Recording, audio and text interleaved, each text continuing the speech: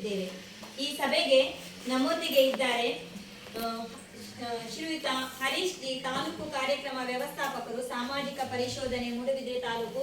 ಅವರು ಬಂದು ಆಸನವನ್ನು ಸ್ವೀಕರಿಸಬೇಕಾಗಿ ಕೇಳಿಕೊಳ್ಳುತ್ತೇನೆ.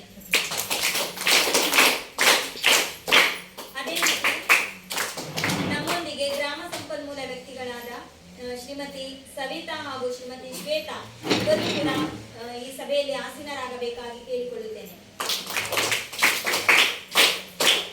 ನಮ್ಮೊಂದಿಗೆ ಇದ್ದಾರೆ ಈ ಸಭೆಯ ಕೇಂದ್ರ ಬಿಂದುಗಳಾಗಿರುವಂತಹ ಈ ಶಾಲೆಯ ಮಕ್ಕಳ ಪೋಷಕರು. ಅವರು ಈ ಸಭೆಯಲ್ಲಿ ಆಸೀನರಾಗಿದ್ದಾರೆ. ಅವರಿಗೂ ನಾನು ಶುಭ ವಂದನೆಗಳನ್ನು ತಿಳಿಸುತ್ತೇನೆ. ನಮ್ಮ ಶ್ರೀಮತಿ ಮಮತಾ ಇವರು ಕೂಡ ವೇದಿಕೆಗೆ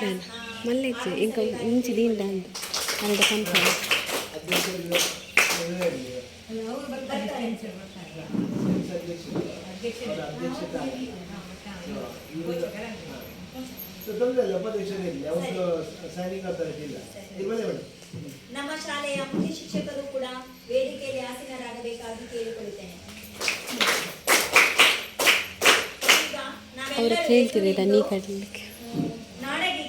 ಮಕ್ಕಳು ನಾಡಗೀತೆಯನ್ನು ಹಾಡಬೇಕಾಗಿ ಕೇಳಿಕೊಳ್ಳುತ್ತೇನೆ.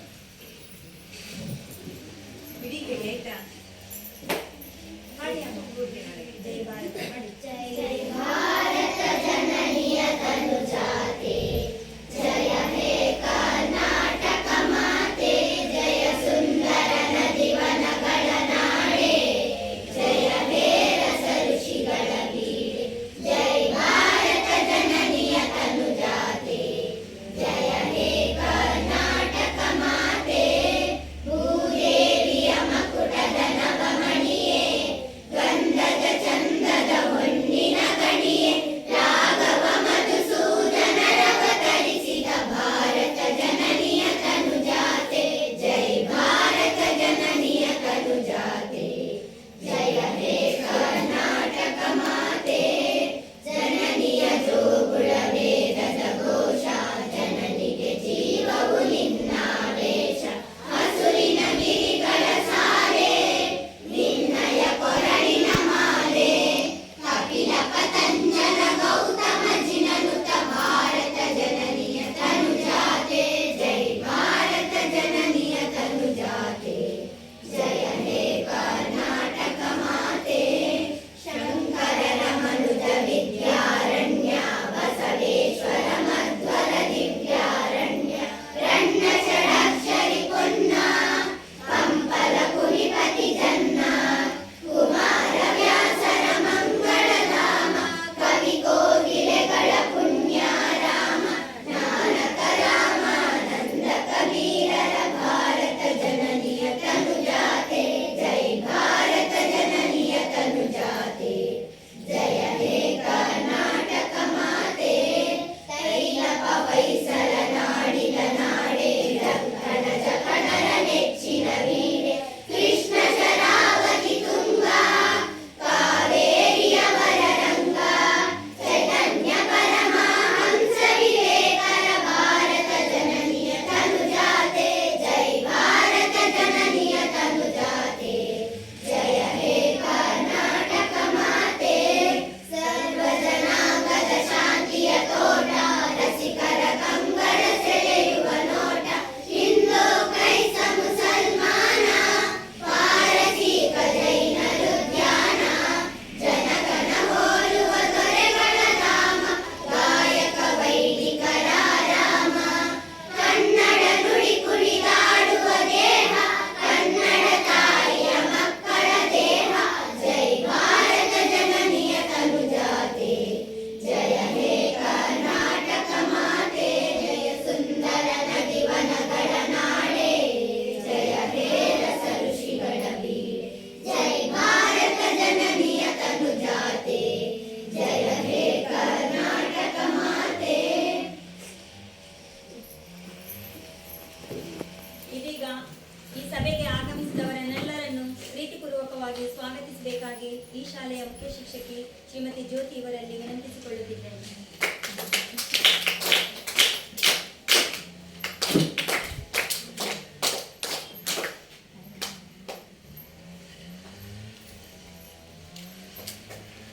ಇಂದಿನ ಸಮಗ್ರ ಸಾಮಾಜಿಕ ಪರಿಶೋಧನಾ ಪಾಲಕರ ಸಭೆಗೆ ಇಂದಿನ ಈ ಸಭೆಯನ್ನು ಅಧ್ಯಕ್ಷರಾಗಿದ್ದಂತಹ ನಮ್ಮ ಶಾಲೆ STM ಇವರಿಗೆ ಶಾಲಾ ಪರವಾಗಿ ಪ್ರೀತಿಯಿಂದ ಸ್ವಾಗತ. ಅವರಿಗೆ ನಮ್ಮ ಶಾಲಾ ಸಹಶಿಕ್ಷಕರಾದಂತಹ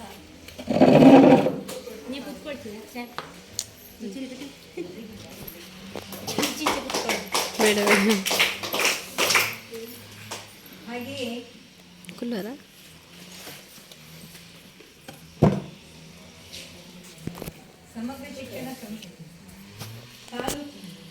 ಸಮಗ್ರ ಶಿಕ್ಷಣ ಕರ್ನಾಟಕ ಯೋಜನೆ ಬಗ್ಗೆ ಹಾಗೂ ಸಾಮಾಜಿಕ ಪರಿಶೋಧನೆಯ ಬಗ್ಗೆ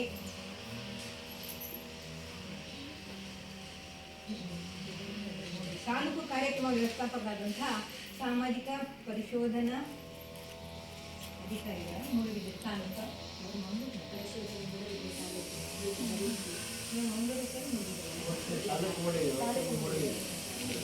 ಅವರು ನಮ್ಮ ಜೊತೆಗಿದ್ದಾರೆ. ಅವರನ್ನು ಸಹ ಅವರಿಗೂ ಶಾಲಾ ಪರವಾಗಿ ನಾವು ಸ್ವಾಗತವನ್ನು ಬಯಸ್ತಾ ಇದ್ದೀವಿ. ಅವರಿಗೆ ನಮ್ಮ STMC ಅಧ್ಯಕ್ಷರಾದಂತಹ ರೇಣುಕಾ ಅವರು ಇವತ್ತು ಕೊಟ್ಟು ಸ್ವಾಗತಿಸಬೇಕಾಗಿದೆ.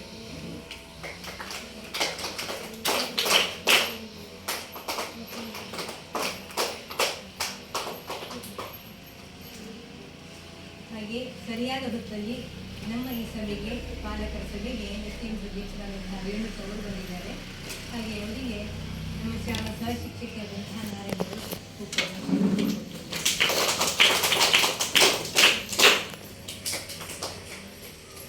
ಹಾಗೆ ಈ ಸಾಮಾಜಿಕ ಪರಿಶೋಧನೆ ಬಗ್ಗೆ ನಮ್ಮ ಜೊತೆಗೆ 2-3 ದಿನ ಇವತ್ತು ಸೇರಿ 3 ದಿನಗಳಿಂದ ಗ್ರಾಮ ಸಂಪನ್ಮೂಲ ವ್ಯಕ್ತಿಗಳು ನಮ್ಮ ಜೊತೆಗಿದ್ದಾರೆ. ಅವರಿಗೂ ಸಹ ಈ ಸಭೆಗೆ ನಾನು ಸ್ವಾಗತವನ್ನು ಬಯಸ್ತಾ ಇದ್ದೇನೆ. ಹಾಗೆಯೇ ಇವತ್ತು ಸಾಮಾಜಿಕ ಪರಿಶೋಧನೆ ಇದರಲ್ಲಿ ಪೋಷಕರ ಸಭೆ, ಪೋಷಕರು ಅತಿ ಮುಖ್ಯವಾದವರು. ಇವರು ನಮ್ಮೊಂದಿಗೆ ನಿಮ್ಮ ಸಕ್ರಿಯವಾದಂತಹ ಪಾಲ್ಗೊಳ್ಳುವಿಕೆ ಅಗತ್ಯ ಉಂಟು. ಹಾಗೆ ನಮ್ಮಲ್ಲಿ ಪ್ರತಿಯೊಬ್ಬರು ಸಮೇತ ಯಾವುದೇ ಶಾಲೆಯ ವಿಷಯಗಳನ್ನಾಗಲಿ ಯಾವುದೇ ಅವರು ಕೇಳೋ ಮಾಹಿತಿಗಳನ್ನಾಗಲಿ ಎಲ್ಲ ಮನಪೂರ್ವಕವಾಗಿ ನೀವು ಅವರೊಂದಿಗೆ ಹಂಚಿಕೊಳ್ಳಿ. ಹಾಗೆ ಈ ಸಭೆಗೆ ಬಂದಂತಹ ನಿಮ್ಮೆಲ್ಲರಿಗೂ ನಾನು ಪ್ರೀತಿಯಿಂದ ಸ್ವಾಗತವನ್ನು ಬಯಸ್ತಾ ಇದ್ದೇನೆ.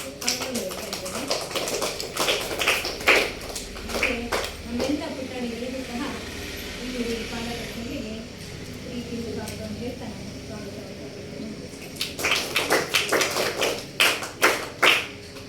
ಎಲ್ಲರನ್ನು ಪ್ರೀತಿಯಿಂದ ಸ್ವಾಗತಿಸಿದ ನಮ್ಮ ಶಾಲೆಯ ಮುಖ್ಯ ಶಿಕ್ಷಕಿ ಶ್ರೀಮತಿ ಜ್ಯೋತಿ, ತಮಗೂ ಪ್ರೀತಿಯ ಸ್ವಾಗತ. ಮುಂದೆ 3 ದಿನಗಳಿಂದ ನಮ್ಮಲ್ಲಿ ಅಕ್ಷರದಾಸೋಹದ ಸಾಮಾಜಿಕ ಪರಿಶೋಧನೆಯ ಇದು ನಡೀತಾ ಇದೆ. ಸೊ ಸಮಗ್ರ ಶಿಕ್ಷಣ ಕರ್ನಾಟಕ ಯೋಜನೆಯ ಸಾಮಾಜಿಕ ಪರಿಶೋಧನಾ ವರದಿ ಮಂಡನೆ ಇದೀಗ.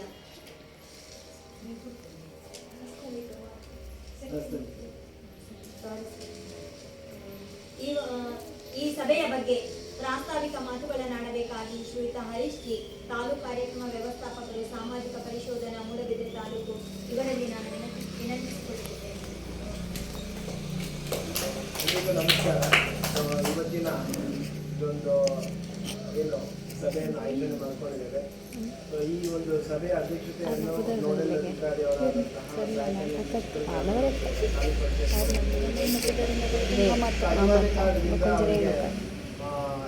ತರಬೇತಿಯಲ್ಲಿರೋದ್ರಿಂದ ಅವರು ಸಭೆಗೆ ಆಗ್ತಾ ಇಲ್ಲ.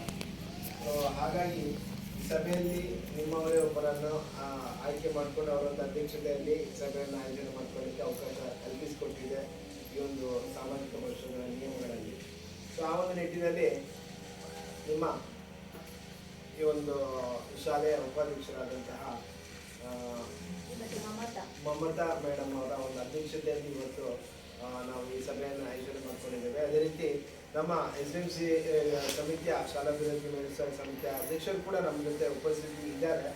ಸೊ ಅವರ ಒಂದು ಉಪಸ್ಥಿತಿಯಲ್ಲಿ ಹಾಗೂ ಈ ಒಂದು ಶಾಲೆಯ ಮುಖ್ಯ ಶಿಕ್ಷಕರಾಗಿರ್ಬೋದು ಅಥವಾ ಸಹ ಶಿಕ್ಷಕರಾಗಿರ್ಬೋದು ಅಥವಾ ಇಲ್ಲಿ ಆಗಮಿಸತಕ್ಕಂತಹ ಎಲ್ಲ ಮಕ್ಕಳ ಪೋಷಕರಾಗಿರ್ಬೋದು ಹಾಗೂ ಈ ಪುಟಾಣಿ ಮಕ್ಕಳಿಗೆ ಮತ್ತೊಮ್ಮೆ ನಮಸ್ಕರಿಸುತ್ತಾ ಬಹುಶಃ ನಾನು ಒಂದು ವಿಚಾರ ಹೇಳಬೇಕು. ಯಾಕಂತ ಹೇಳಿದರೆ ನಿರಂತರವಾಗಿ ನಿಮಗೆ ಶಾಲೆಗಳಲ್ಲಿ ಹಲವಾರು ಕಾರ್ಯಕ್ರಮಗಳು ಆಗ್ತಾ ಇದೆ. ಸೊ ಈ ಒಂದು ಕಾರ್ಯಕ್ರಮಗಳಲ್ಲಿ ನಿಮ್ಮ ಭಾಗವಹಿಸಿಕೆ ಮುಖ್ಯವಾಗಿರುತ್ತೆ. ಹಾಗಾಗಿ ಸೊ ಈ ಒಂದು ಸಂದರ್ಭದಲ್ಲಿ ಕೂಡ ನಿಮ್ಮ ಒಂದು ಅತ್ಯಮೂಲ್ಯ ಸಮಯವನ್ನು ಕೊಟ್ಟು ಈ ಒಂದು ಸಭೆಗೆ ಆಗಮಿಸಿದ್ದೀರಾ. ಸೊ ಇನ್ನು ಮುಂದೆ ಕೂಡ ನಿಮ್ಮ ವಾರ್ಷಿಕೋತ್ಸವ ಈ ಥರ ಹಲವಾರು ಕಾರ್ಯಕ್ರಮಗಳು ನಡೀಲಿಕ್ಕಿದೆ. ಒಂದು ಬ್ಯುಸಿ ಶೆಡ್ಯೂಲ್ನಲ್ಲಿ ಕೂಡ ಇವತ್ತು ಬಂದು ಹಾಜರಾಗಿದ್ದೀರಾ. ಸೊ ಇವತ್ತು ನಾವು ಮೊನ್ನೆ ತಾನೇ ಒಂದು ಸಭೆಯನ್ನು ಆಯೋಜನೆ ಮಾಡ್ಕೊಂಡಿದ್ದೀವಿ. ಅದು ಬೇರೆ ಯೋಜನೆ, ಅಂದರೆ ಸಮಗ್ರ ಶಿಕ್ಷಣ ಕರ್ನಾಟಕ ಯೋಜನೆ. ಸೊ ತದನಂತರ ಇವತ್ತು ಈ ಸಭೆ ಮಾಡ್ತಾ ಇರೋ ಉದ್ದೇಶ, ಸೊ ಪ್ರಧಾನ ಮಂತ್ರಿ ಶಕ್ತಿ ನಿರ್ಮಾಣ ಯೋಜನೆ ಅಡಿ ನಮ್ಮ ಶಾಲೆಯಲ್ಲಿ ಮಕ್ಕಳಿಗೆ ಏನು ಮಧ್ಯಾಹ್ನ ಬಿಸಿಯೂಟ ಕೊಡ್ತಾ ಇದ್ದಾರೆ. ಸೊ ಅದರೊಟ್ಟಿಗೆ ಹಾಲು ಕೊಡ್ತಾ ಇದ್ದಾರೆ.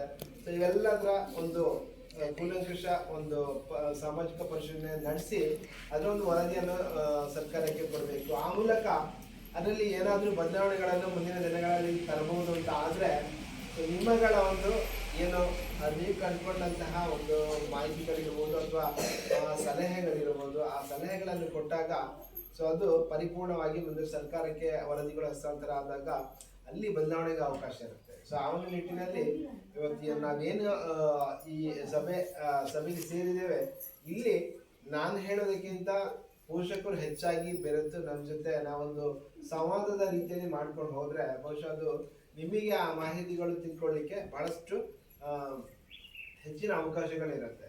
ಸೊ ಪೋಷಕರು ಎಷ್ಟು ಜನ ಈ ಶಾಲೆಯಲ್ಲಿ ಊಟ ಮಾಡಿದ್ದೀರಾ? ಮಾಡಿದ್ದೀರಾ? ಸೊ ಆಲ್ಮೋಸ್ಟ್ ಎಲ್ಲರೂ ಮಾಡಿದ್ದೀರಾ ಅಲ್ವಾ? ಸೊ ಏನು ಅನಿಸಿತ್ತು ನಿಮಗೆ ಊಟ ಮಾಡಿದಾಗ? ಚೆನ್ನಾಗಿದೆ. ಸೊ ಚೆನ್ನಾಗಿದೆ ಎಲ್ರಿಗೂ ಓವರಾಲ್ ಅಭಿಪ್ರಾಯ. ಯಾರು ಮಾಡಿಲ್ಲ ಇದುವರೆಗೆ ಕೈ ಎತ್ತಲಿಲ್ಲ ಅಮ್ಮ? ಮಾಡಿಲ್ಲ ಮಾಡ್ತೀರಾ? ಸೊ ಇಲ್ಲಿ ಒಂದು ನಿಮಗೆ ಅವಕಾಶ ಇದೆ. ವರ್ಷಕ್ಕೆ ಒಮ್ಮೆ ನೀವು ಶಾಲೆಯಲ್ಲಿ ಬಂದು ನೀವು ಊಟ ಮಾಡ್ಬೋದು. ಅದಕ್ಕೆ ಒಂದು ಇದರಲ್ಲಿ ಅವಕಾಶ ಇದೆ. ಸೊ ಅದು ತಿಳ್ಕೊಳ್ಳಿ. ಯಾಕಂತೇಳಿದ್ರೆ ಎಲ್ಲರೂ ಒಮ್ಮೆ ಬಂದರೆ ಅವರಿಗೆ ಕೊಡ್ಲಿಕ್ಕೆ ಆಗಲ್ಲ. ನೀವು ಶಾಲೆಗೆ ಬಂದಾಗ ಯಾವತ್ತಾದ್ರೂ ಒಮ್ಮೆ ಒಬ್ಬರಿಗೆ ಈ ಥರ ಅವಕಾಶ ಇರುತ್ತೆ. ಸೊ ಊಟ ಮಾಡಿ ಅಲ್ಲಿ ಏನಾಗಿದೆ, ಮಕ್ಕಳಿಗೆ ಯಾವ ಥರ ಒಂದು ಪೋಷಕಾಂಶಯುಕ್ತ ಆಹಾರಗಳು ಸಿಗ್ತಾ ಇದೆ, ಸೊ ಎಲ್ಲದರ ಬಗ್ಗೆ ಕೂಡ ನಿಮಗೆ ತಿಳ್ಕೊಳ್ಳಿಕ್ಕೆ ಅವಕಾಶ ಕಲ್ಪಿಸಿಕೊಟ್ಟಿದೆ. ಅದು ಒಂದು. ಮತ್ತು ಇದರಲ್ಲಿ ಮುಖ್ಯವಾಗಿ ಸ್ವಚ್ಛತೆ ಬಗ್ಗೆ ಗರಿಷ್ಠ ಮಟ್ಟದಲ್ಲಿ ಕ್ರಮ ತೆಕ್ಕೊಳ್ಬೇಕು ಅಂತ ಒಂದು standard SOP standard operating procedure ಅಂತ ಒಂದಿದೆ. ಸೊ ಅದರಲ್ಲಿ ಸೊ ಅಡಿಗೆ ಸಹಾಯಕಿಯರ ಅಥವಾ ಸಹಾಯಕರ ಏನು ಇದಿದೆ ಎಲ್ಲವನ್ನು ಜವಾಬ್ದಾರಿಗಳನ್ನು ಕಟ್ಟುನಿಟ್ಟಾಗಿ ಅವರು ಒಂದು ಆದೇಶದ ರೂಪದಲ್ಲಿ ತಂದಿದ್ದಾರೆ. ಸೊ ಅದನ್ನು ಪಾಲನೆ ಮಾಡ್ತಾ ಇದ್ದಾರಾ ಮತ್ತು ಶುಚಿತ್ವದ ಕಡೆಗೆ ಎಷ್ಟರ ಮಟ್ಟಿಗೆ ಗಮನ ಕೊಡ್ತಾ ಇದ್ದಾರೆ. ಮಕ್ಕಳ ಆರೋಗ್ಯದ ಹಿತದೃಷ್ಟಿಯಿಂದ ಏನೆಲ್ಲ ಕಾರ್ಯಕ್ರಮಗಳನ್ನು ಶಾಲೆಯಲ್ಲಿ ಹಮ್ಮಿಕೊಳ್ತಾ ಇದ್ದಾರೆ. ಸೊ ಅವರಿಗೆ ಕೊಡ್ತಕ್ಕಂತಹ ಮಾತ್ರೆಗಳಿರ್ಬೋದು, ಏನು ವಿಟಮಿನ್ ಯುಕ್ತ ಮಾತ್ರೆಗಳನ್ನು ಕೊಡ್ತಾ ಇರೋದು, ಅದ್ರ ಬಗ್ಗೆ ನಿಮಗೆ ಮಕ್ಕಳು ಹೇಳ್ತಾರಾ? ಶಾಲೆಯಲ್ಲಿ ಮನೆಗೆ ಬಂದು ಸೊ ಹೇಳ್ತಾರೆ. ಸೊ ಅವರಿಗೆ ಮತ್ತೆ ಜಂತುಹುಳದ ಬಗ್ಗೆ ಒಂದು ಮಾತ್ರೆ ಕೊಡಬೇಕಿದೆ. ಸೊ ಅದನ್ನು ಹೇಳ್ತಾ ಇದ್ದಾರೆ. ಓಕೆ. ಸೊ ಎಲ್ಲದರ ಬಗ್ಗೆ ಶಾಲೆಯಲ್ಲಿ ಅವರ ಒಂದು ಆರೋಗ್ಯ ತಪಾಸಣೆ ಮಾಡಿ ಅವ್ರದ್ದೊಂದು ರೆಕಾರ್ಡನ್ನು ಮೇಂಟೈನ್ ಮಾಡಬೇಕು. ಅದನ್ನು ಕೂಡ ಶಾಲೆಯಲ್ಲಿ ನಾವು ಪರಿಶೀಲನಾ ಸಂದರ್ಭದಲ್ಲಿ ಅದನ್ನು ಕೂಡ ಪರಿಶೀಲನೆ ಮಾಡ್ತೇವೆ. ಸೊ ಇವೆಲ್ಲ ಅದರೊಟ್ಟೊಟ್ಟಿಗೆ ಮಕ್ಕಳಿಗೆ ಈ ಒಂದು ಮಧ್ಯಾಹ್ನದ ಬಿಸಿಯೂಟ ಯೋಜನೆಯನ್ನು ಯಾಕೆ ಜಾರಿಗೆ ತಂದಿದ್ದಾರೆ? ಸೊ ಯಾಕಿರ್ಬೋದು? ಪೋಷಕರಿಗೆ ಏನಾದರೂ ಮಾಹಿತಿ ಇದೆಯಾ? ದೂರ ಇರ್ತದೆ, ಕೆಲಸಕ್ಕೆ ಹೋಗ್ತಾರೆ, ಬಡತನದಲ್ಲಿ ಇದ್ದವರಿಗೆ ಅವರಿಗೆ ಊಟ ಬೆಳಗಿನ ಹೊತ್ತು ಉಪಹಾರ ತಯಾರು ಮಾಡಿಕೊಡಲಿಕ್ಕೆ ಸೊ ಪೌಷ್ಟಿಕಾಂಶಯುಕ್ತ ಆಹಾರ ಸಿಗಬೇಕು ಒಂದು. ಮತ್ತೆ ಮಕ್ಕಳಿಗೆ ಇವಾಗ ಮಕ್ಕಳು ಮನೆಯಿಂದ ಬರುವಾಗ ಬುದ್ಧಿ ತಂದು ಅವರು ಮಧ್ಯಾಹ್ನ ಊಟ ಮಾಡುವಾಗ ಅದು ಏನು ತಣ್ಣಗಾಗಿರುತ್ತೆ. ಸೊ ಮಧ್ಯಾಹ್ನ ಶಾಲೆಯಲ್ಲಿ ಅವರಿಗೆ ಬಿಸಿಯಾದ ಊಟ ಕೊಡಬೇಕು. ಮತ್ತೆ ಮಕ್ಕಳ ಒಂದು ಇವಾಗ ಏನು ಅವರಿಗೆ ಸಿಗ್ತಕ್ಕಂತಹ ಆಹಾರ ಪದಾರ್ಥಗಳಲ್ಲಿ ಹೆಚ್ಚಾಗಿ ಗ್ರಾಮೀಣ ಪ್ರದೇಶಗಳಲ್ಲಿ ಇದು ಈ ಯೋಜನೆ ಜಾರಿಗೆ ಬರಲಿಕ್ಕೆ ಒಂದು ಮುಖ್ಯವಾದ ಕಾರಣ ಅಂತ ಹೇಳಿದ್ರೆ ಗ್ರಾಮೀಣ ಪ್ರದೇಶದಲ್ಲಿ ಇರ್ತಕ್ಕಂಥ ಒಂದು ಏನು ಅಂಶಗಳು. ಅಂದರೆ ಅಲ್ಲಿ ಪ್ರತಿಯೊಂದು ಕುಟುಂಬಗಳು ಕೆಲಸ ಮಾಡದಿದ್ರೆ ಮಾತ್ರ ಅವರ ದಿನನಿತ್ಯದ ಒಂದು ಜೀವನವನ್ನು ನಿರ್ವಹಿಸ್ಕೊಂಡು ಹೋಗ್ಲಿಕ್ಕೆ ಅವರಿಗೆ ಅವಕಾಶ ಇರುವಂಥದ್ದು. ಸೊ ಅಂತಹ ಸಂದರ್ಭದಲ್ಲಿ ಅವರು ಬೆಳಿಗ್ಗೆ ಏನು ಅವರ ನಿತ್ಯ ಕರ್ಮಗಳಿವೆ ಅದನ್ನು ಪೂರೈಸಿಕೊಂಡು ಮತ್ತೆ ಕೆಲಸಕ್ಕೆ ಹೋಗಬೇಕು. ಸೊ ಮಕ್ಕಳಿಗೆ ಊಟ ರೆಡಿ ಮಾಡಿ ಕೊಡುವಷ್ಟು ವ್ಯವಧಾನ ಕೂಡ ಅವರ ಟೈಮ್ ಇರಲ್ಲ ಅವರಿಗೆ. ಸೊ ಅಂತಹ ಸಂದರ್ಭಗಳಲ್ಲಿ ಮಕ್ಕಳು ಕೆಲವೊಂದು ನಮಗೆ ಇಷ್ಟು ಈ ಒಂದು ಪ್ರದೇಶಗಳಲ್ಲಿ ನಮಗೆ ಅಷ್ಟು ಅದರ ಒಂದು ಸಮಸ್ಯೆ ಗೊತ್ತಾಗ್ತಾ ಇಲ್ಲ. ಆದರೆ ಆ ಘಟ್ಟ ಪ್ರದೇಶಗಳಲ್ಲಿ ನೀವು ದೂರದ ಗುಲ್ಬರ್ಗ, ಬೀದರ್ ಅಂತಹ ಜಿಲ್ಲೆಗಳಲ್ಲಿ ನೀವು ನೋಡಿದಾದ್ರೆ ಅಲ್ಲಿ ತುಂಬಾನೇ ಪರಿಸ್ಥಿತಿ ಭಿನ್ನ ಆಗಿದೆ. ಸೊ ನಮಗಿಂತ ಇನ್ನೂ ತುಂಬ ಹಿಂದೆ ಇದ್ದಾರೆ. ಅಂದರೆ ಮಕ್ಕಳಿಗೆ ಅವರಿಗೆ ಊಟ ಸಿಗ್ತಾ ಇಲ್ಲ. ಸೊ ಮಕ್ಕಳು ಪೋಷಕರು ಹೋದ ನಂತರ ಅರೆ ಹೊಟ್ಟೆಯಲ್ಲಿ ಮಕ್ಕಳು ಶಾಲೆಗೆ ಬರ್ತಾರೆ. ಸೊ ಅರೆ ಹೊಟ್ಟೆಯಲ್ಲಿ ಬಂದಾಗ ಮಕ್ಕಳಿಗೆ ಅವರ ಒಂದು ಏನು ಪಾಠವನ್ನು ಅವರು ಗಮನ ಇಟ್ಟು ಕೇಳಬೇಕು ಅಂತ ಹೇಳಿದ್ರೆ ಅವರಿಗೆ ಸಾಧ್ಯ ಇಲ್ಲ. ಯಾಕಂತ ಹೇಳಿದ್ರೆ ಸೊ ಅವರು ಹಸಿದ ಹೊಟ್ಟೆಯಲ್ಲಿ ಇರ್ತಾರೆ. ಸೊ ಅವರ ಗಮನವನ್ನು ಒಂದು ಕಡೆ ಕೇಂದ್ರೀಕೃತ ಮಾಡಿಕೊಂಡು ಅವರಿಗೆ ಪಾಠದ ಬಗ್ಗೆ ಗಮನ ಕೊಡಲಿಕ್ಕೆ ಅವಕಾಶ ಆಗಲ್ಲ. ಸೊ ಅಂತಹ ಒಂದು ಸಂದರ್ಭದಲ್ಲಿ ಈ ಎಲ್ಲ ವಿಚಾರಗಳನ್ನು ಗಮನದಲ್ಲಿ ಇಟ್ಕೊಂಡು ಸೊ ಈ ಒಂದು ಮಧ್ಯಾಹ್ನ ಬಿಸಿಯೂಟ ಯೋಜನೆಯನ್ನು ಜಾರಿಗೆ ತರಲಿಕ್ಕೆ ಒಂದು ಅದಕ್ಕೆ ಚಾಲನೆ ಕೊಡ್ತಾರೆ. ಸೊ ಕರ್ನಾಟಕ ರಾಜ್ಯದಲ್ಲಿ ಯಾರು ಇದನ್ನು ಮೊದಲಾಗಿ ಜಾರಿಗೆ ತಂದದ್ದು ಅನ್ನೋದ್ರ ಬಗ್ಗೆ ಏನಾದರೂ ಮಾಹಿತಿ ಇದೆಯಾ? ಗೊತ್ತಿದೆಯಾ? SM ಕೃಷ್ಣ ಅವರ ಅವಧಿಯಲ್ಲಿ ಮಧ್ಯಾಹ್ನ ಬಿಸಿಯೂಟ ಯೋಜನೆ ಮೊದಲನೇದಾಗಿ ಪ್ರಾಥಮಿಕ ಶಾಲೆ ಏನು 1ರಿಂದ 5ನೇ ತರಗತಿವರೆಗೆ ಮಕ್ಕಳಿಗೆ ಅದನ್ನು ಜಾರಿಗೆ ಮಾಡಿದ್ದಾರೆ. ಸೊ ತದನಂತರ ಮತ್ತೆ ಅದು ಪ್ರೌಢಶಾಲಾ ಶಿಕ್ಷಣಕ್ಕೂ ಅದನ್ನು ವಿಸ್ತರಿಸಲಿಕ್ಕೆ ಅನ್ನೋ ಒಂದು ಕೂಗು ಬಲವಾಗಿ ಕೇಳಿದ್ರಿಂದ ಅದನ್ನು ಮತ್ತೆ ಅಪ್ ಟು SSLC ವರೆಗೆ ಇವಾಗ ಎಲ್ರಿಗೂ ಬಿಸಿಯೂಟ ಸಿಗ್ತಾ ಇದೆ. ಸೊ ಅದರೊಟ್ಟಿಗೆ ಹಾಲು ಕೊಡೋದ್ರ ಮುಖಾಂತರ ಆ ಮಕ್ಕಳಿಗೆ ಕೂಡ ಅದರಲ್ಲಿ ಏನು ಪೌಷ್ಟಿಕಾಂಶ ಸಿಗಬೇಕು ಅದನ್ನು ಒಂದು ಕೊಡುವಂಥ ಒಂದು ಪ್ರಯತ್ನಕ್ಕೂ ಕೂಡ ಅಲ್ಲಿ ಚಾಲನೆ ಸಿಗುತ್ತೆ. ಸೊ ಒಟ್ಟಾರೆಯಾಗಿ ಹೇಳಬೇಕು ಅಂತ ಹೇಳಿದ್ರೆ ಈ ಮಕ್ಕಳನ್ನು ಅವರಿಗೆ ಕೆಲವೊಂದು ಕಡೆಗಳಲ್ಲಿ ಏನಾಯಿತು ಅಂತ ಹೇಳಿದ್ರೆ ಮಕ್ಕಳು ಈ ಬಿಸಿಯೂಟದ ಯೋಜನೆ ಜಾರಿಗೆ ಬಂದ ನಂತರ ಬಿಸಿಯೂಟಕ್ಕಾಗಿ ಮಕ್ಕಳು ಬರುವಂಥ ಒಂದು ಸನ್ನಿವೇಶ ಕೂಡ ಕೆಲವೊಂದು ಜಿಲ್ಲೆಗಳಲ್ಲಿ ಸೃಷ್ಟಿಯಾಯಿತು. ಸೊ ಹಾಗಾಗಿ ಇವೆಲ್ಲದನ್ನು ಜಾರಿಗೆ ಏನೋ ತಂದಿದ್ದಾರೆ. ಸೊ ತಂದ ನಂತರ ಅಲ್ಲಿ ಏನಾಗ್ತಿದೆ, ಏನಾದರೂ ಸಮಸ್ಯೆಗಳು ಆಗ್ತಿದೆಯಾ, ಅಥವಾ ಮಕ್ಕಳಿಗೆ ನಾವೇನು ನಮ್ಮ ಉದ್ದೇಶ ಏನಿದೆ ಅವರಿಗೆ ಪೌಷ್ಟಿಕಾಂಶಯುಕ್ತ ಆಹಾರವನ್ನು ಕೊಡುವಂಥದ್ದು, ಆ ಮೂಲಕ ಮಕ್ಕಳ ಒಂದು ದೈಹಿಕ ಬೆಳವಣಿಗೆ ಕೂಡ ಅದು ಸಹಕಾರಿ ಆಗಬೇಕು. ಆ ಮೂಲಕ ದೈಹಿಕ ಬೆಳವಣಿಗೆ ಆದರೆ ಏನಾಗುತ್ತೆ, ಅಲ್ಲಿ ಮಕ್ಕಳು ಅವರ ಏನು ಓದಿನ ಚಟುವಟಿಕೆಗಳಲ್ಲಿ ಜಾಸ್ತಿ ಅವರನ್ನು ತೊಡಗಿಸಿಕೊಳ್ಳುವ ಒಂದು ಪ್ರಮೇಯ ಹೆಚ್ಚಿರುತ್ತೆ. ಅವಾಗ ಏನಾಗುತ್ತೆ, ಅಂತಿಮವಾಗಿ ಅಲ್ಲಿ ಫಲಿತಾಂಶ ಕೂಡ ಹೆಚ್ಚಳ ಆಗುತ್ತೆ ಅನ್ನೋ ನಿಟ್ಟಿನಲ್ಲಿ ಎಲ್ಲ ಒಂದಕ್ಕೊಂದು ಪೂರಕ. ಸೊ ಹಾಗಾಗಿ ಅದನ್ನು ಜಾರಿಗೆ ತಂದಿರುವಂಥದ್ದು. ಅಲ್ಲಿ ಮುಖ್ಯವಾಗಿ ಈ ಯೋಜನೆ ಜಾರಿಯಾದಾಗ ಅಲ್ಲಿ ಅನುಷ್ಠಾನ ಪ್ರಕ್ರಿಯೆಯಲ್ಲಿ ಏನಾದರೂ ಲೋಪಗಳು ಆಗ್ತಾ ಇದೆಯಾ? ಸೊ ಅಡಿಗೆ ಕೋಣೆ, ಅವರಿಗೆ ಕೋಣೆಯಲ್ಲಿ ಇರಬೇಕಾದಂತಹ ಸೌಲಭ್ಯಗಳು ಏನೆಲ್ಲ, ಸೊ ಅದನ್ನು ಅವರು ಸರಿ ಪ್ರಮಾಣದಲ್ಲಿ, ಈಗ ಮಕ್ಕಳಿಗೆ ಏನು ಆಹಾರ ಪದಾರ್ಥಗಳನ್ನು ಕೊಡಬೇಕು ಅನ್ನೋದನ್ನು ಕೂಡ ಒಂದು ಸರ್ಕಾರ ಒಂದು ನಿಗದಿತ ಪರಿಮಾಣಗಳನ್ನು ಅದಕ್ಕೆ ಫಿಕ್ಸ್ ಮಾಡಿದೆ. ಅದರ ಪ್ರಕಾರವೇ ಅವರಿಗೆ ಆಹಾರವನ್ನು ಕೊಡಬೇಕಾಗತ್ತೆ.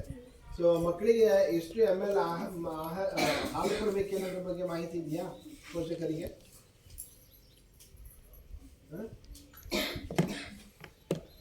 ಒಂದು ವಿದ್ಯಾರ್ಥಿಗೆ ಎಷ್ಟು ml ಹಾಲಿನ ಪ್ರಮಾಣ ಕೊಡಬೇಕು ಅನ್ನೋದ್ರ ಬಗ್ಗೆ ಮಾಹಿತಿ ಇದೆಯಾ?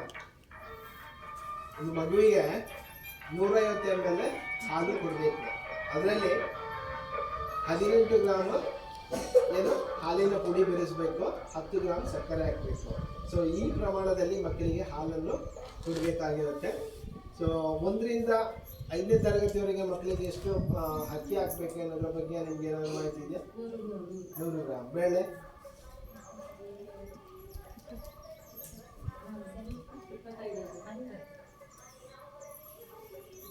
ಬೆಳೆ 25-20 ಬೆಳೆ 20. ಎಣ್ಣೆ ಎಷ್ಟಾಗಬೇಕು ಅಂತ ಗೊತ್ತಿದೆಯಾ? 5 ಗ್ರಾಮ್. ಉಪ್ಪು ಮೂರು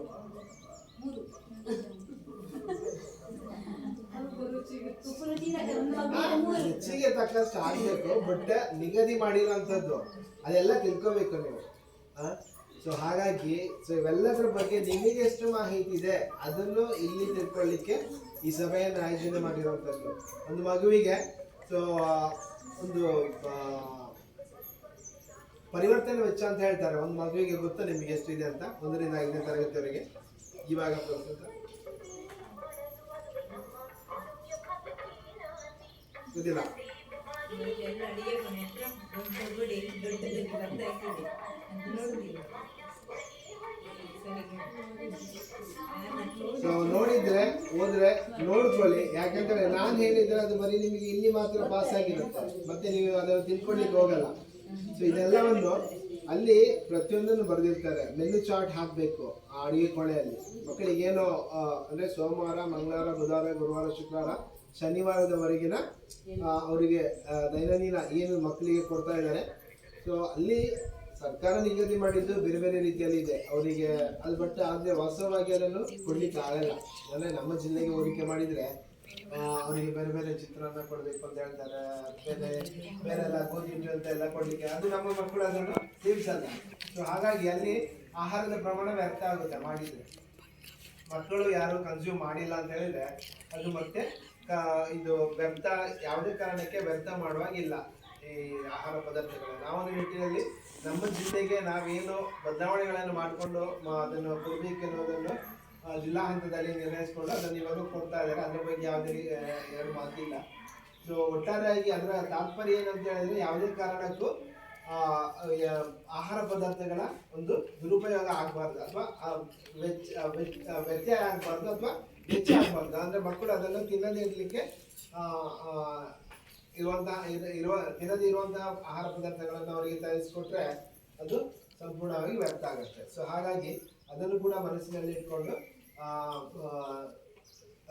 ಅದನ್ನು ಏನು ಮೆನು ಚಾರ್ಟನ್ನು ಫಾಲೋ ಮಾಡ್ತಾ ಇದ್ದಾರೆ. ಮತ್ತೆ ಅಲ್ಲಿ ನಂಬರ್ಗಳನ್ನು ಏನು ಹೇಳ್ತಾರೆ ಅದಕ್ಕೆ ಟೋಲ್ ಫ್ರೀ ನಂಬರ್ ಅನ್ನು ಅಳವಡಿಸಬೇಕಿರುತ್ತೆ ಸಹಾಯವಾಗಿ. ಸೊ ಅದನ್ನು ಹಾಕಬೇಕು. ಮತ್ತೆ ಮಕ್ಕಳು ಅಡಿಗೆ ಕೋಣೆಗೆ ಎಂಟ್ರಿ ಕೊಡುವಾಗಿಲ್ಲ.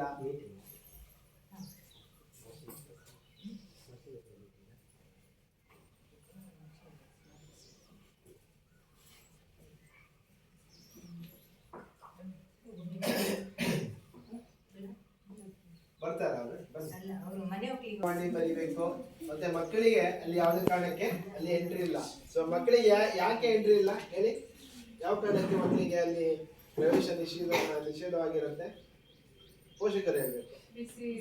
ಬಿಸಿ ಬಿಸಿ ಅನ್ನ ಸಾಂಬಾರು ಇರುತ್ತೆ. ಯಾವುದೇ ಸಮಯದಲ್ಲಿ ಮಕ್ಕಳಿಗೆ ಗೊತ್ತಿರಲ್ಲ.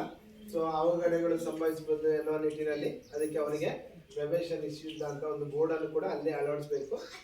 ಯಾವುದೇ ಕಾರಣಕ್ಕೆ ಮಕ್ಕಳಲ್ಲಿ ಬಡಿಸ್ಲಿಕ್ಕೆ ಹೇಳಬಾರ್ದು ಅಲ್ವಾ? ಸೊ ಅದನ್ನು ಕೂಡ ಫಾಲೋ ಮಾಡಬೇಕಾಗುತ್ತೆ. ಸೊ ಇವೆಲ್ಲವೂ ಅದೇ ರೀತಿ ಪ್ರತಿ 6 ತಿಂಗಳಿಗೊಮ್ಮೆ ಅಡಿಗೆ ಸಹಾಯಕಿ ಅವರ ಆರೋಗ್ಯ ತಪಾಸಣೆ ಮಾಡಿ ಅದನ್ನು ವರದಿಯನ್ನು ಸಂಬಂಧಪಟ್ಟ ಮುಖ್ಯ ಶಿಕ್ಷಕರಿಗೆ ಕೊಡಬೇಕು. ಅವರು ಶುಚಿತ್ವವನ್ನು ಕಾಪಾಡಬೇಕು. ತಲೆಗೆ ಎಪ್ರಾನ್ ಬಳಸಬೇಕು. ಮತ್ತೆ ತಲೆಗೆ ತಲೆಗೌಸನ್ನು ಬಳಸಬೇಕು. ಇದೆಲ್ಲವನ್ನು ಶಿಷ್ಟಾಚಾರದಲ್ಲಿ ಉಲ್ಲೇಖ ಮಾಡಿದ್ದಾರೆ. ಸೊ ಅದೆಲ್ಲವನ್ನು ಫಾಲೋ ಮಾಡಬೇಕು. ಸೊ ಇದರ ಅಂತಿಮ ಉದ್ದೇಶ ಏನು ಗೊತ್ತಾ ಯಾರಿಗಾದ್ರೂ? ಇದನ್ನೆಲ್ಲ ಪಾಲನೆ ಮಾಡಬೇಕು ಅಂತ ಹೇಳ್ತಾ ಇದಾರಲ್ಲ, ಯಾವ ಕಾರಣಕ್ಕಾಗಿ? ಮಕ್ಕಳಿಗೆ ಶುಚಿತ್ವವಾದ ಆಹಾರ ಸಿಗಬೇಕು, ಮತ್ತೆ ಸೊ ಬಿಸಿ ಬಿಸಿಯಾದ ಊಟ ಸಿಗಬೇಕು ಅನ್ನೋ ನಿಟ್ಟಿನಲ್ಲಿ ಇದೆಲ್ಲವನ್ನು ಪಾಲನೆ ಮಾಡಿಕೊಂಡು ಸೊ ಅದು ಇದರಲ್ಲಿ ಈ ಒಂದು ಮಧ್ಯಾಹ್ನದ ಬಿಸಿ ಊಟ ಯೋಜನೆಯಲ್ಲಿ ಅದನ್ನು ಕೂಡ ಪಾಲನೆ ಮಾಡ್ಕೊಂಡು ಹೋಗ್ಬೇಕು ಅನ್ನೋದು ಆದೇಶ ಇರುವಂಥದ್ದು. ಸೊ ಒಟ್ಟಾರೆಯಾಗಿ ಹೇಳಬೇಕು ಅಂತ ಹೇಳಿದ್ರೆ ಇವೆಲ್ಲವನ್ನು ಪಾಲನೆ ಮಾಡಿದಾಗ ಅಲ್ಲಿ ಮಕ್ಕಳ ಒಂದು ಊಟ ಮಾಡುವಂಥ ಸನ್ನಿವೇಶ ಇರ್ಬೋದು, ಇದು ಗರಿಷ್ಠ ಮಟ್ಟದಲ್ಲಿ ಇರುತ್ತೆ ಅನ್ನೋದು ಸರ್ಕಾರದ ಒಂದು ತಿಳುವಳಿಕೆ. ಹಾಗಾಗಿ ಇವೆಲ್ಲವೂ ಈಗ ಶಾಲೆಯಲ್ಲಿ ಕೊಡ್ತಾ ಇದ್ದಾರೆ. ಈ ಒಂದು ಯೋಜನೆ ಅನುಷ್ಠಾನ ಆಗ್ತಾ ಇದೆ. ಆ ಅನುಷ್ಠಾನ ಆಗ್ತಿರೋ ಸಂದರ್ಭದಲ್ಲಿ ಏನಾದರೂ ಸಮಸ್ಯೆಗಳಿದೆಯಾ? ಅಥವಾ ಇದನ್ನು ಇನ್ನೂ ಯಾವ ರೀತಿ ಒಳ್ಳೆ ಪರಿಣಾಮಕಾರಿಯಾಗಿ ಮಾಡ್ಕೋಬೋದು. ಯಾಕಂತೇಳಿದರೆ ಅದು ಸರ್ಕಾರಕ್ಕೆ ಏನು ತಿಳ್ಕೊಂಡಿದೆ ಅದರ ಪ್ರಕಾರ ಮಾಡ್ತಾ ಇದೆ. ಸೊ ಕೆಲವೊಂದು ಸಂದರ್ಭದಲ್ಲಿ ಏನಾಗುತ್ತೆ, ಸೊ ನಮಗೆ ತಿಳಿದಿರುವಂತಹ ವಿಚಾರಗಳನ್ನು ನಾವು ವ್ಯಕ್ತಪಡಿಸ್ಕೋಬೇಕು. ಅವಾಗ ಏನಾಗುತ್ತೆ, ಅಲ್ಲಿ ಬದಲಾವಣೆಗಳಿಗೆ ಅವಕಾಶ ಇರುತ್ತೆ. ಸೊ ನಾವು ಈ ವ್ಯವಸ್ಥೆ ಈ ಥರ ಇದೆ, ಸೊ ಅದನ್ನು ಈ ಥರ ಮಾಡ್ಬೋದಿತ್ತು ಅನ್ನೋದೊಂದು ಗೊತ್ತಾಗಲ್ಲ. ಈಗ ನನಗಿಂತ ನಿಮ್ಮಲ್ಲಿ ಬೇರೆ ಬೇರೆ ವಿಚಾರಧಾರೆಗಳಿರುತ್ತೆ. ಆ ವಿಚಾರಧಾರೆಗಳು ಇದ್ದಾಗ ಅದನ್ನು ಹಂಚ್ಕೊಳ್ಬೇಕು. ಹಂಚ್ಕೊಂಡಾಗ ಮಾತ್ರ ಅದು ಪ್ರವರ್ಧಮಾನಕ್ಕೆ ಬರುತ್ತೆ, ಅದಕ್ಕೊಂದು ಬೆಲೆ ಸಿಗುತ್ತೆ. ಸೊ ಅದೆಲ್ಲವೂ ಆ ವರದಿ ರೂಪದಲ್ಲಿ ಸರ್ಕಾರಕ್ಕೆ ತಲುಪಿದಾಗ ಮುಂದೆ ಅದರ ಮುಖಾಂತರ ಒಂದು ದೊಡ್ಡ ಮಹತ್ತರ ಬದಲಾವಣೆ ಆಗುತ್ತೆ. ಸೊ ಆ ಬದಲಾವಣೆ ಏನೇ ಆದರೂ ಕೂಡ ಅದರ ಪ್ರಯೋಜನವನ್ನು ಪಡ್ಕೊಳ್ಳುವಂಥವ್ರು ಮಕ್ಕಳೇ ಆಗಿರೋದ್ರಿಂದ ಸೊ ಎಲ್ಲವನ್ನು ನಿರೀಕ್ಷೆಯ ರೀತಿಯಲ್ಲಿ ಸರ್ಕಾರ ಇದು ಮಾಡಿ ಈ ಒಂದು ಹಂತದಲ್ಲಿ ಈ ಮಧ್ಯಾಹ್ನ ಬಿಸಿಯೂಟ ಯೋಜನೆ ಒಂದು ಸಾಮಾಜಿಕ ಪರಿಶೋಧನೆಯನ್ನು ನಡೆಸಲಿಕ್ಕೆ ಅನುವು ಮಾಡಿಕೊಟ್ಟಿದೆ. ಸೊ ಅದನ್ನು ನಿಮ್ಮ ಶಾಲೆಯಲ್ಲಿ ಕಳೆದ 3 ದಿನಗಳಿಂದ ನಾವು ಯಶಸ್ವಿಯಾಗಿ ಮಾಡಿದ್ದೇವೆ.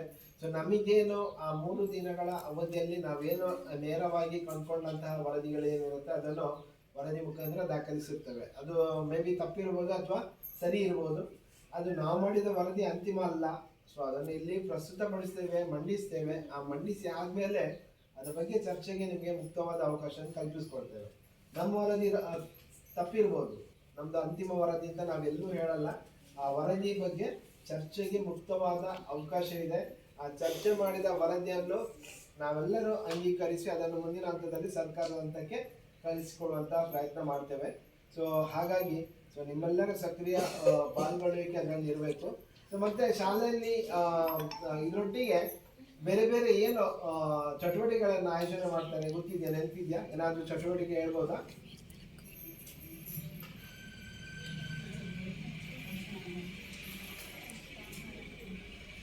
ನೆನಪಿದೆಯಾ ಮಾಡಿದ್ದು ಶಾಲೆಯಲ್ಲಿ?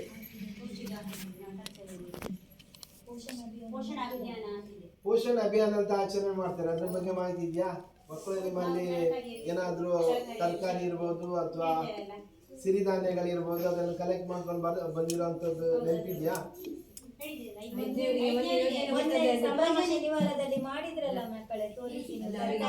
ಯೋಜನೆ ಕೊಟ್ಟದ್ದು ಸಿರಿಧಾನ್ಯಗಳಲ್ಲಿ ಇದು ಮಾಡಿದ್ದಾನೆ ಹೇಳಿ. ಸೊ ಅದನ್ನು ವರ್ಷಕ್ಕೊಮ್ಮೆ ಶಾಲೆಯಲ್ಲಿ ಮಾಡಬೇಕು ಅಂತ ಇದೆ. ಅದು ಪೋಷಣ ಅಭಿಯಾನ ಮಾಸಾಚರಣೆ ಮೂಲಕ. ಸೊ ಅದನ್ನು ಕೂಡ ಮಾಡ್ಕೊಂಡು ಹೋಗ್ಲಿಕ್ಕೆ ಅಂದ್ರೆ ಮಕ್ಕಳಿಗೆ ಸೊ ಅದರ ಬಗ್ಗೆ ಎಷ್ಟು ಮಟ್ಟಿಗೆ ತಿಳುವಳಿಕೆ ಇದೆ ಅನ್ನೋದ್ರ ಬಗ್ಗೆ ಅವರಿಗೆ ಒಂದು ಚಟುವಟಿಕೆ ಮುಖಾಂತರ ಅದನ್ನು ಮಾಡಿಸುವಂತ ಒಂದು ಪ್ರಯತ್ನ ಶಾಲೆಗಳಲ್ಲಿ ಆಗ್ತಾ ಇದೆ. ಸೊ ಅದನ್ನು ಮಾಡಬೇಕು. ಅದನ್ನು ಹೊರತುಪಡಿಸಿ ಬೇರೆ ಯಾವುದು ನೆನಪಿದೆ ನಿಮಗೆ?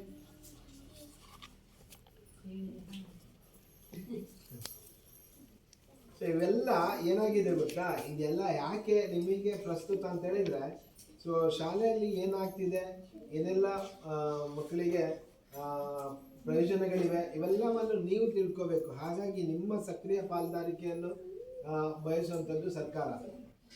ಬರೀ ಮಕ್ಕಳಿಗೆ ಇದರ ಪ್ರಯೋಜನ ಸಿಕ್ಕರೆ ಸಾಲದು, ಆ ಪ್ರಯೋಜನ ಸಿಗ್ತಾ ಇರೋದ್ರ ಬಗ್ಗೆ ನಿಮಗೆ ಮಾಹಿತಿ ಇರಬೇಕು.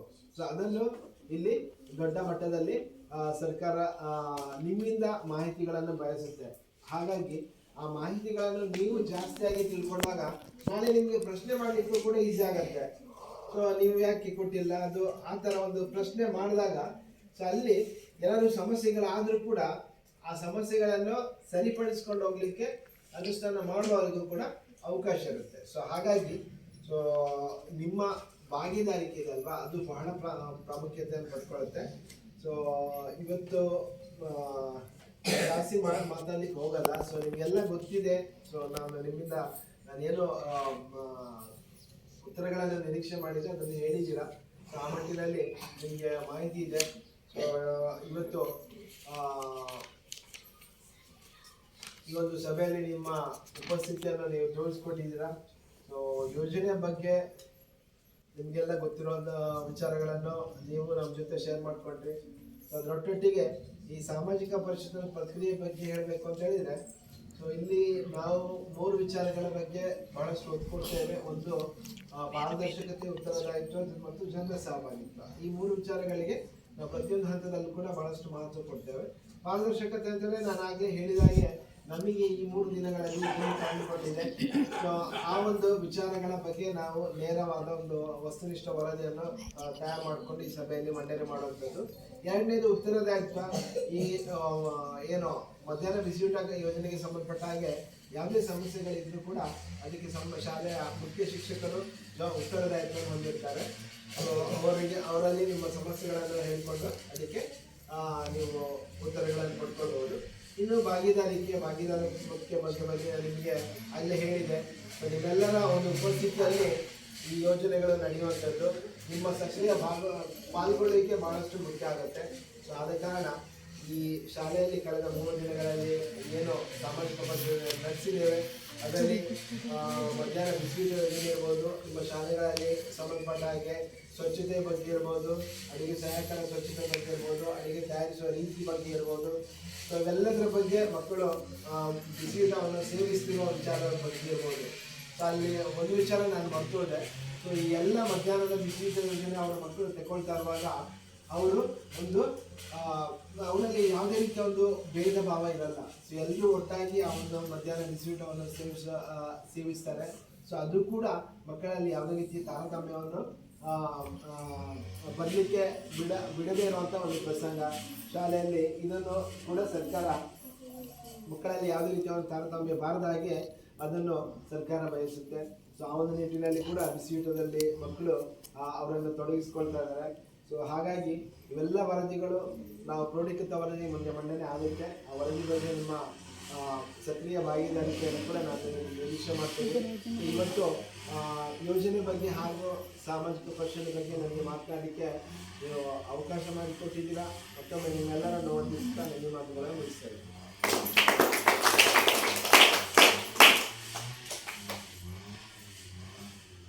ಪೋಷಣ ಅಭಿಯಾನ ಈ ಯೋಜನೆಯ ಬಗ್ಗೆ ಸವಿಸ್ತಾರವಾಗಿ ನಮ್ಮ ಪೋಷಕರಿಗೆ ಮಾಹಿತಿಯನ್ನು ಒದಗಿಸಿಕೊಟ್ಟಂತಹ ನಮ್ಮ ಶ್ರೀಯುತ ಹರೀಶ್ ಜಿ ಇವರಿಗೆ ತುಂಬು ಹೃದಯದ ಧನ್ಯವಾದಗಳು. ಮುಂದೆ ಸಮಗ್ರ ಶಿಕ್ಷಣ ಕರ್ನಾಟಕ ಯೋಜನೆಯ ಸಾಮಾಜಿಕ ಪರಿಶೋಧನಾ ವರದಿ ಮಂಡನೆ ಗ್ರಾಮ ಸಂಪನ್ಮೂಲ ವ್ಯಕ್ತಿಗಳಿಗೆ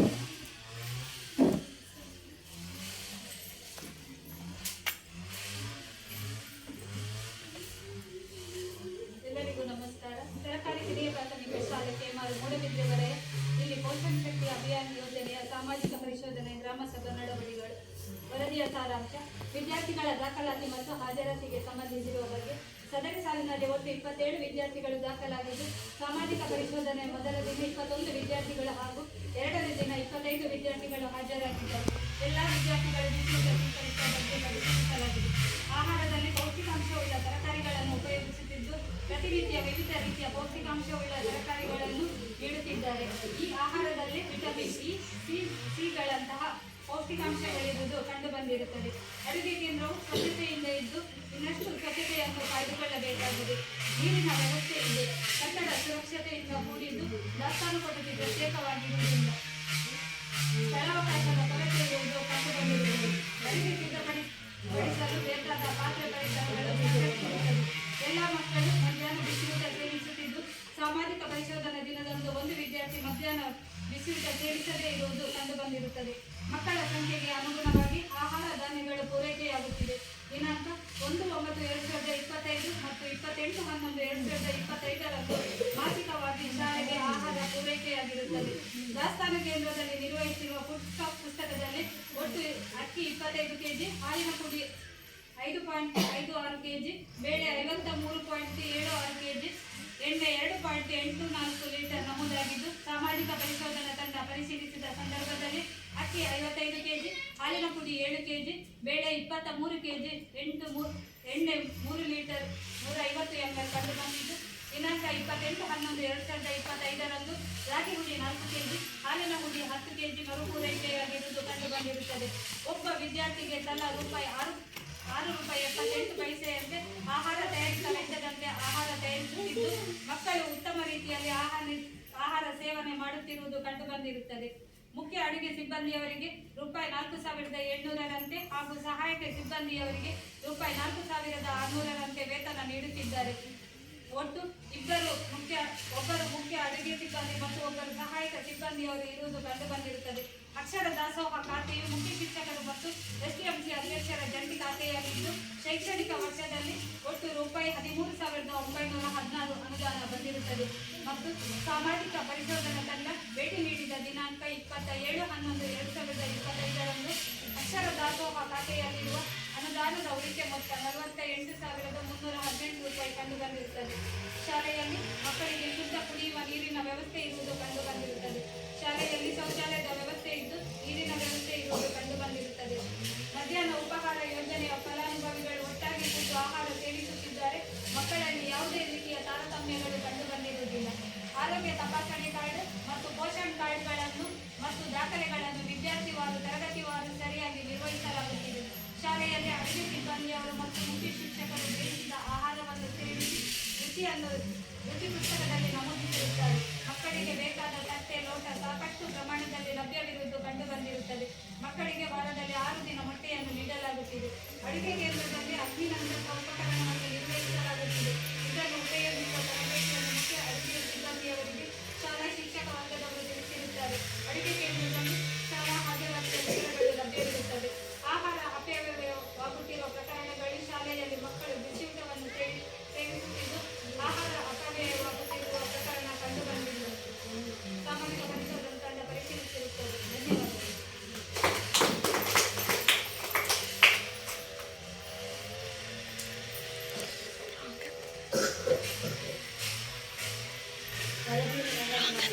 ಧನ್ಯವಾದಗಳು. ಮುಂದೆ ಸಮಗ್ರ ಶಿಕ್ಷಣ ಕರ್ನಾಟಕ ಯೋಜನೆಯ ಸಾಮಾಜಿಕ ಪರಿಶೋಧನಾ ವರದಿಯ ಬಗ್ಗೆ ಪಾಲಕರ ಪೋಷಕರಿಂದ ಚರ್ಚೆ.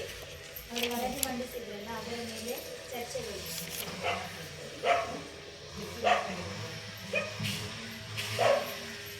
పనేనంట వాళ్ళ మీకేంటారు చూపించుకుంటున్నా పని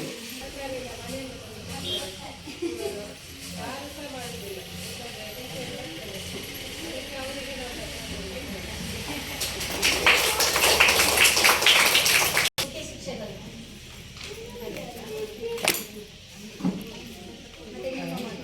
ಅಲ್ಲೇ ಕೊಡಿ.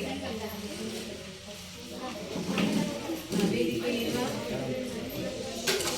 ಪಾಲಕರ ಸಭೆಯ ಮಕ್ಕಳು ಮಾತಾಡಬೇಡಿ, ಹಾಗೆ ತಾಲೂಕು ಕಾರ್ಯಕ್ರಮ ವ್ಯವಸ್ಥಾಪಕರಾದ ಹರಿಸಿಯವರೇ, ಹಾಗೆ ನಮ್ಮ SDMC ಅಧ್ಯಕ್ಷರೇ ಮತ್ತು ಪೋಷಕರೇ ಮತ್ತು ಮಕ್ಕಳು, ಈ ದಿವಸ ಅಕ್ಷರ ದಾಸೋಹದಲ್ಲಿ ಯಾವುದೆಲ್ಲ ಕಾರ್ಯಕ್ರಮಗಳಿವೆ, ಮಕ್ಕಳಿಗೆಲ್ಲ ಏನೆಲ್ಲ ಪೌಷ್ಟಿಕಾಂಶಗಳು ಸಿಗ್ತದೆ, ಏನೆಲ್ಲ ಕಡಿಮೆ ಇದೆ ಅನ್ನೋ ಬಗ್ಗೆ ಅಂದರೆ ಅಭಿಪ್ರಾಯ ನಿಮ್ಮಲ್ಲೇ ಇತ್ತು. ಏನು ಮಕ್ಕಳಿಗೆಲ್ಲ ಏನು ಕೊಡ್ತಾ ಇದೆ, ಪ್ರತಿಯೊಂದು ಸರ್ಕಾರ ಮಕ್ಕಳ ಆರೋಗ್ಯದ ಬಗ್ಗೆ ಎಷ್ಟೊಂದು ಕಾಳಜಿ ವಹಿಸ್ತದೆ ಅಂದರೆ ಅವರಿಗೆ ಕೊಡುವಂತಹ ಮಾತ್ರೆಗಳಾಗಲಿ, ಹಾಗೆ ಅವರಿಗೆ ಕೊಡುವಂತಹ ಊಟಗಳಲ್ಲಾಗಲಿ, ಹಾಗೆ ಮೊಟ್ಟೆ ಹಾಲು ಇದ್ಯಾವುದರಲ್ಲೂ ಯಾವುದೇ ವ್ಯತ್ಯಯ ಆಗಬಾರ್ದು, ಎಲ್ಲವೂ ಮಕ್ಕಳಿಗೆ ಸರಿಯಾದ ಕ್ರಮದಲ್ಲಿ ಸಿಗಬೇಕು ಅನ್ನೋ ನಿಟ್ಟಿನಲ್ಲಿ ಈ ಕಾರ್ಯಕ್ರಮವನ್ನು ಆ ತಂಡದ ರೂಪದಲ್ಲಿ ನಮ್ಮಲ್ಲಿಗೆ ಕಳಿಸಿಕೊಟ್ಟಿದ್ದಾರೆ.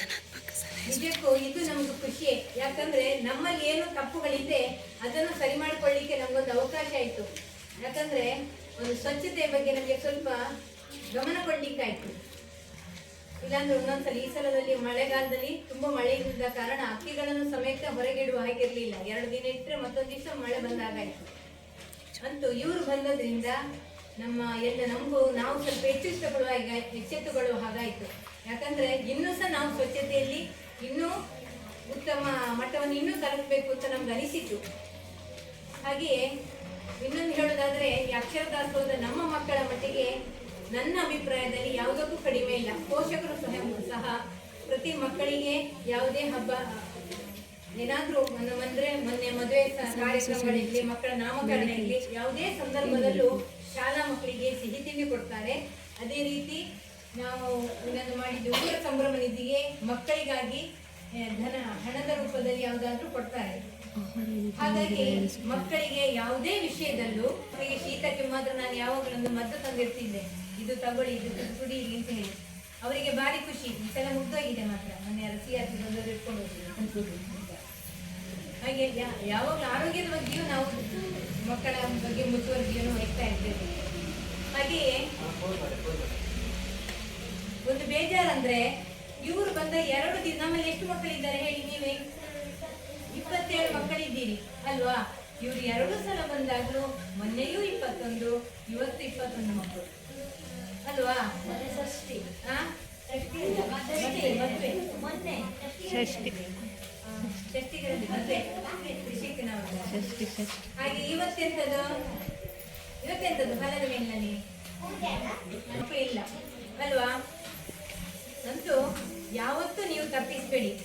ಏನೇ ಸಮಸ್ಯೆಗಳಿರಲಿ, ಯಾವುದೇ ಇದಿರಲಿ, ಮದುವೆ ಕಾರ್ಯಕ್ರಮಗಳಿರಲಿ, ಮನೆ ಇರಲಿ, ಮನೆಯವರು ಹೋಗ್ತಾರೆ, ನೀವು ಬೇಕಾ ಬಾಲ ಕಟ್ಟಬೇಕಾ ಅವರೊಟ್ಟಿಗೆ? ಬೇಡ. ಶಾಲೆಯನ್ನು ತಪ್ಪಿಸಬೇಡಿ. ಯಾವಾಗಲೂ ಅವರಿಗೂ ಬಂದವರಿಗೂ ಹೇಳಿ, ಯಾವತ್ತೂ ಶಾಲೆ ತಪ್ಪಿಸಬೇಡಿ. ಈಗ ನಾಟಕ ಉಂಟು ಅಲ್ವಾ? ನಾಟಕಕ್ಕೆ ನಿಮ್ಮನ್ನು ತಯಾರು ಮಾಡ್ತಾ ಇದ್ದೇವೆ, ನೀವು ಬರದೇ ಇದ್ರೆ. ಹಾಗಾಗಿ ಅಂತೂ ಇಂದಿನ ಕಾರ್ಯಕ್ರಮ ಒಳ್ಳೆಯದಾಗಿ ನಡೆದಿದೆ. ಹಾಗೆ ನಿಮ್ಮಿಂದ ಏನಾದರೂ ಹೇಳುವಂತಹ ವಿಷಯಗಳನ್ನು ಇದ್ರೆ ನೀವು ಮನಪೂರ್ವಕವಾಗಿ ಬಿಚ್ಚಿ ಅವರ ಹತ್ರ ಮಾತಾಡ್ಬೋದು. ಈ ಅವಕಾಶ ನಮ್ಮ ಶಾಲೆಗೆ ಸಿಕ್ಕಿದ್ದು ಒಂದು ರೀತಿಯಲ್ಲಿ ನಾನು ಸಂತೋಷ ಪಡ್ತೇನೆ. ಹಾಗೆ ಇದಕ್ಕೆ ಬಂದಂತಹ ಇವರಿಗೆ ನನ್ನ ಪರವಾಗಿ ನಾನು ಧನ್ಯವಾದಗಳನ್ನು ಹೇಳ್ತಾ ಇದ್ದೇನೆ. ಹಾಗೆ ನನ್ನ ಈ 2 ಮಾತುಗಳನ್ನು ಕೊನೆಗೊಳಿಸ್ತಾ ಇದ್ದೇನೆ. ಮುಂದಿನ 2 ಮಾತನ್ನು ನನ್ನ ವ್ಯಕ್ತಿಯನ್ನು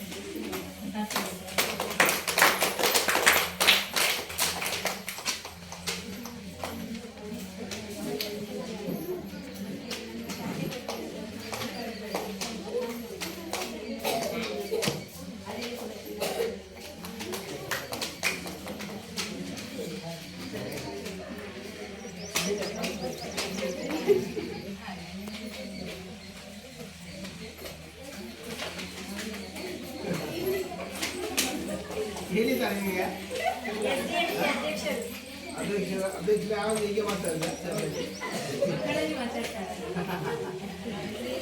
ಹೇಳ್ತಾರೆ ह्याच्यावर कार्ड पाहिजे मुलांना सहीला आवडत. ಓಕೆ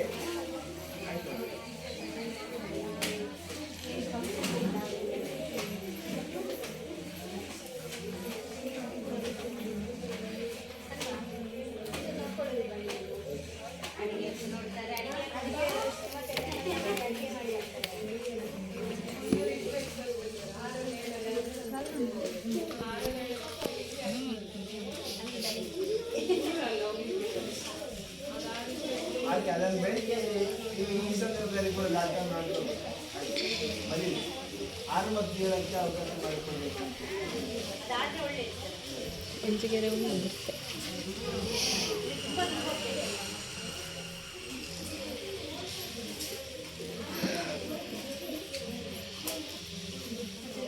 ಈ ಶಾಲೆಯಲ್ಲಿ ಎಲ್ಲವೂ ಚೆನ್ನಾಗಿ ನಡೀತಾ ಇದೆ ಎಂಬ ಅಭಿಪ್ರಾಯವನ್ನು ನಮ್ಮ SDMC ಅಧ್ಯಕ್ಷರು ನೀಡಿರುತ್ತಾರೆ. ಅವರಿಗೆ ತುಂಬು ಹೃದಯದ ಧನ್ಯವಾದಗಳು. ಇಲ್ಲಿ ಗ್ರಾಮ ಸಭಾಧ್ಯಕ್ಷರ ಮಾತು.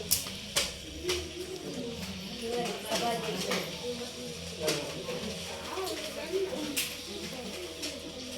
ವಂದನಾರ್ಪಣಾ ಕಾರ್ಯಕ್ರಮ.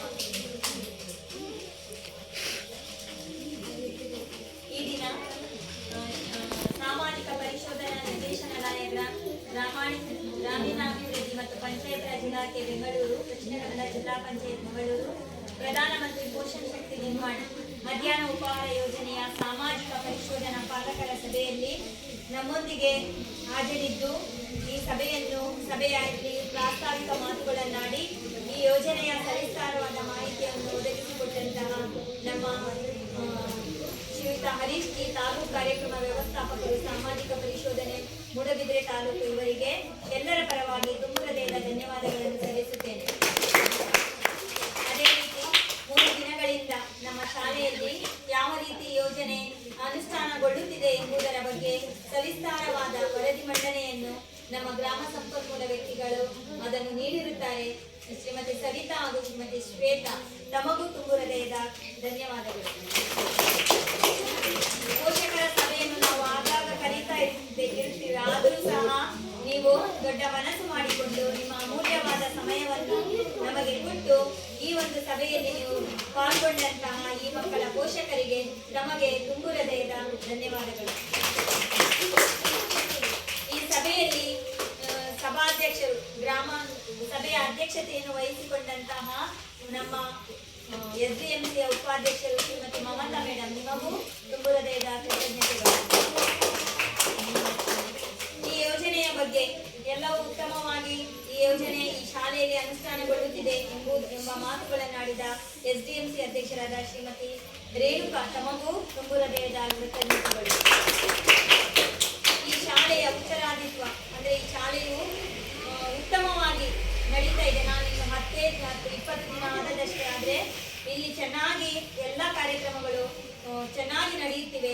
ಮೊನ್ನೆ ಒಂದು ಪೋಷಕರು ಇಲ್ಲಿ ಶಾಲಾಭಿವೃದ್ಧಿ ಸಮಿತಿಯ ಒಬ್ಬರು ಬಂದಿದ್ರು, ಇವರು ಇರಲಿಲ್ಲ ಆ ದಿನ, ನಮ್ಮ HM ಇರಲಿಲ್ಲ. ಈ ಶಾಲೆ ಇದೆ ಅಂತ ಗೊತ್ತಾದದ್ದೇ ನಮಗೆ ಈ ಮುಖ್ಯ ಶಿಕ್ಷಕರಿಂದ ಕೇಮಾರು ಶಾಲೆ ಇದೆ ಅಂತ ನಮಗೆ ಗೊತ್ತಾದ ಕಾರಣ ಇಲ್ಲಿ ಇವರು ಹಮ್ಮಿಕೊಳ್ಳುವಂತಹ ಹಲವಾರು ಕಾರ್ಯಕ್ರಮಗಳು, ಮಕ್ಕಳಿಗೆ ಕೊಡುವಂತಹ ಒಂದು ಪೌಷ್ಟಿಕ ತಮ್ಮ ಮನೆಯಿಂದ ಅವರು ಹೊತ್ತು ತರುವುದನ್ನು ನಾನು ಪ್ರತಿದಿನ ನೋಡ್ತಾ ಇದ್ದೇನೆ.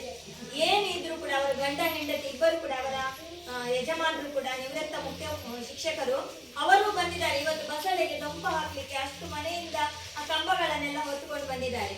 ಒಂದು ಇಡ್ಸುಡಿ ಮಾಡ್ಲಿಕ್ಕೂ ಸಮೇತ ಏನು ತೆಂಗಿನ ಗರಿಗಳನ್ನು ಕೂಡ ಮೊನ್ನೆ ರಾಶಿ ರಾಶಿ ತಂದು ಹಾಕಿದ್ದಾರೆ ಇಲ್ಲಿ ಇಡ್ಸುಡಿ ಮಾಡಿ ಅಂತ ಹೇಳ್ಕೊಂಡು.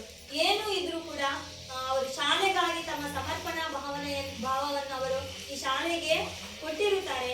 ಅವರಿಗೆ ಎಲ್ಲರ ಪರವಾಗಿ ನಾನು ತುಂಬು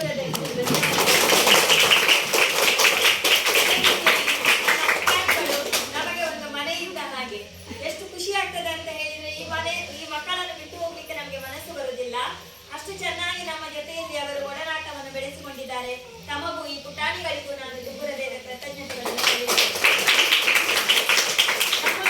ನಮಗೆ ಸಹಕರಿಸುವವರು ನಮ್ಮ ಈ ಅಕ್ಷರ ದಾಸೋಹ ನಿಮಗೆ ಉತ್ತಮವಾದ, ಅಮ್ಮನಿಗಿಂತಲೂ ಚೆನ್ನಾಗಿ ಅಡುಗೆ ಮಾಡಿ ಬಡಿಸ್ತಾರೆ ಅಂತ ಹೇಳ್ತಾರೆ ನಮ್ಮ ಸುಮತಿ ಅಕ್ಕ. ಅವರಿಗೂ ದೇವರ ಆಯುರಾಗ್ಯವನ್ನು ಸದಾಕಾಲ ನೀಡಲಿ ಹಾಗೂ ಅಡುಗೆ ತಯಾರು ಮಾಡುವಂತಹ ಗಡಿ ಅಂತ ಹೇಳಿಕೊಂಡು ಅವರಿಗೂ ಧನ್ಯವಾದಗಳನ್ನು ಸಲ್ಲಿಸ್ತೇನೆ. ಜೊತೆಯಲ್ಲಿ ಅವರ ಅಡುಗೆ ಸಿಬ್ಬಂದಿ ಹಾಗೂ ಮಕ್ಕಳಿಗೂ ಸ್ವಲ್ಪ ಏನಾದರೂ ಶಿಕ್ಷಣ ಕೊಡ್ತೇನೆ ಅಂತ ಹೇಳಿಕೊಂಡು ನಮ್ಮ ಜೊತೆಯಲ್ಲಿ ಸಹಕರಿಸುತ್ತಿದ್ದಾರೆ ನಮ್ಮ ಶ್ರೀಮತಿ ನಾರಾಯಣಿ. ಇವರಿಗೂ ಕೂಡ ನಾನು ಈ ಕಾರ್ಯಕ್ರಮವನ್ನು ಯಶಸ್ವಿಗೊಳಿಸಿದ ತಮಗೆಲ್ಲರಿಗೂ ತುಂಬು ಹೃದಯದ ಧನ್ಯವಾದಗಳನ್ನು ಅರ್ಪಿಸುತ್ತಾ ನಾನು ಎರಡು ಮಾತುಗಳನ್ನು ಕೊನೆಗೊಳಿಸುತ್ತೇನೆ.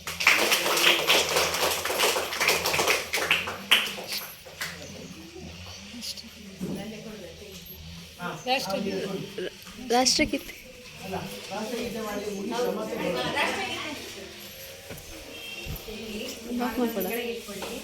ಕೆಳಗೆ